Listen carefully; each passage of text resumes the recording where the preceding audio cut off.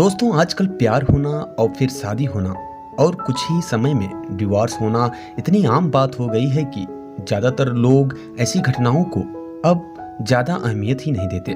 उनकी तरफ से कभी भी बेवजह ही हो रहे इस अलगाव को रोकने के लिए भी कोई प्रयास नहीं किया जाता।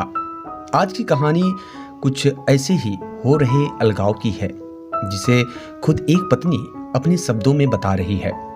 हेलो दोस्तों, मैं हूं साहिल और आप सभी का एक बार फिर से स्वागत करता हूं अपने YouTube channel unique story world में। दोस्तों, आज की इस वीडियो में हम आपके लिए लेकर आए हैं एक अनोखी कहानी जिसका नाम है मेरे पति का आखिरी पत्र। तो चलिए दोस्तों, आपका ज्यादा समय ना लेते हुए इस कहानी को शुरू करते हैं। मेरा नाम सौम्या है। मेरे पति पेशे से एक डॉक्टर हैं। मैं उनसे उनके शांत स्वभाव के लिए प्यार करती थी और जब मैं उनके चौड़े कंधों पर अपना सिर झुकाती थी तो मुझे गर्मजोशी और अजीब सा सुकून का एहसास होता था। 3 साल प्रेमालाप और अब शादी के 2 साल बीतने के बाद मुझे यह स्वीकार करना होगा कि मैं इन सब से थक गई हूँ और मेरे पहले उसे प्यार करने के जो भी कारण थे अब वही मेरी सारी बेचैनी के कारण बन गए हैं। मैं एक भावुक महिला हूँ और जब रिश्ते और मेरी भावनाओं की बात आती है तो मैं बेहद संवेदनशील हूँ। मैं रोमांटिक पलों के लिए उसी तरह तरसती हूँ जैसे कैंडी के लिए तरस रही एक छोटी सी लड़की। मेरे पति मेरे बिल्कुल विपरीत हैं। उनकी संवेदनशीलता की कमी और हमारी शादी में रोमांटिक पलों को लाने में उनकी असमर्थता ने मुझे प्यार के विषय में निराश कर दिया। एक दिन मैंने आखिरकार उसे अपने मन की बात बताने का फैसला किया कि मुझे तलाक चाहिए और मैंने हिम्मत करके उसे बताया। आखिर क्यों? उसने चौंकते हुए पूछा। मैं थक गई हूँ, दुनिया में हर चीज का कोई कारण नहीं होता है, मैंने कहा। वह पूरी रात चुप रहा, हर समय हाथ में एक जलती हुई सिगरेट लिए गहरे विचारों में डूबा रहा। इससे मेरी निराशा की भावना और बढ़ती गई क्योंकि मैं ऐसे आदमी को देख रही थी जो अपनी दुर्दशा को व्यक्त भी नहीं कर पा रहा था। भला मैं उससे और क्या उम्मीद कर सकती थी? और अंत में उसने मुझसे पूछा, मैं तुम्हारा मन बदलने के लिए क्या कर सकता हूँ? किसी ने सच ही कहा है कि किसी के व्यक्तित्व को बदलना मुश्किल है। मुझे लगता है मेरा उस पर से विश्वास उठना शुरू हो गया था। उसकी आंखों में गहराई से देखते हुए मैंने धीरे से उत्तर दिया, मैं तुमसे एक सवाल पूछती हूँ। अगर तुम्हारा जवाब मेरे दिल को मना सके तो मैं अपना विचार बदल दूंगी।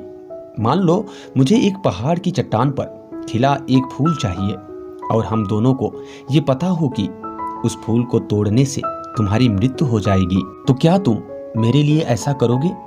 उसने कहा, मैं कल तुम्हें इसका जवाब दूंगा। उसकी प्रतिक्रिया सुनकर ही मेरी उम्मीदें धराशायी हो गई।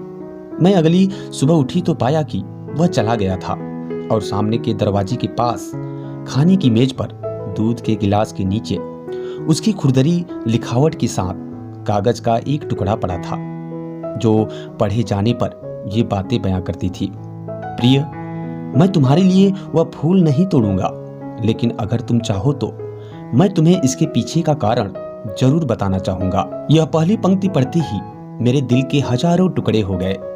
फिर भी मैंने पढ़ना जारी रखा। जब तुम कंप्यूटर का इस्तेमाल करती हो तो तुम हमेशा सॉफ्टवेयर प्रोग्राम को गड़बड़ कर देती हो। अंत में तुम स्क्रीन के सामने बैठकर रोती हो। मुझे अपनी उंगलियों को जिंदा रखना पड़ेगा ताकि मैं प्रोग्राम को पुनर्स्थापित करके तुम्हारे कीमती आंसू को बहने से रोक सकूं। तुम हमेशा घर की चाबियां गुमा देती हो, इसलिए मुझे दरवाजा खोलने के लिए अपने पैरों को जिंदा रखना पड़ेगा ताकि दरवाजा तोड़कर तुम्हें घर के अंदर ले जा सकूं। तुम यात्रा करना पसंद करती हो, लेकिन हमेशा एक नई जगह पर अपना रास्ता भूल जाती हो। मुझे तुम्हें रास्ता दिखाने के लिए अपनी आंखों को जिंदा रखना पड़ेगा। तुम्हें हमेशा ऐंठन होती है जब भी तुम्हारा पीरियड हर महीने आता है। मुझे अपनी हथेलियों को जिंदा रखना पड़ेगा ताकि मैं तुम्हारी पेट की ऐंठन को शांत कर सकूं। तुम्हें घर के अंदर रहना पसंद है और मुझे पता है कि तुम अंतर्मुखी हो, अतः तुम्हारी बोरियत को दूर करने के लिए मुझे तुम्हें चुटकुले और कहानियां सुनाने के लिए अपने मुंह को जिंदा रखना होगा। तुम हमेशा कंप्यूटर और टीवी देखती हो और इससे तुम्हारी आंखों का भविष्य अच्छा नहीं होगा।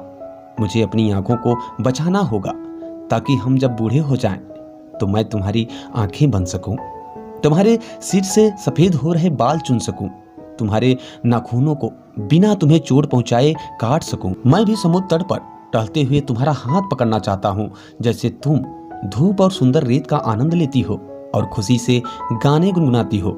उसे मैं अपने कानों से सुनना चाहता हूं, इसलिए मेरे कान जिंदा रहने चाहिए। जब तुम नहा के निकलती हो तो तुम्हारी भीनी भीनी खुशबू को महसूस करने के लिए मेरे नाक जीवित होना चाहिए। इसलिए मेरी प्रिय, जब तक मुझे यह यकीन नहीं हो जाता कि कोई है जो तुमसे इससे अधिक प्यार करता है, मैं तब तक उस फूल को नहीं तोड़ूंगा। और जिस दिन ऐसा कोई आया जो तुमसे इससे अधिक प्यार करे, मैं खुशी खुशी उस फूल को तोड़ लूंगा।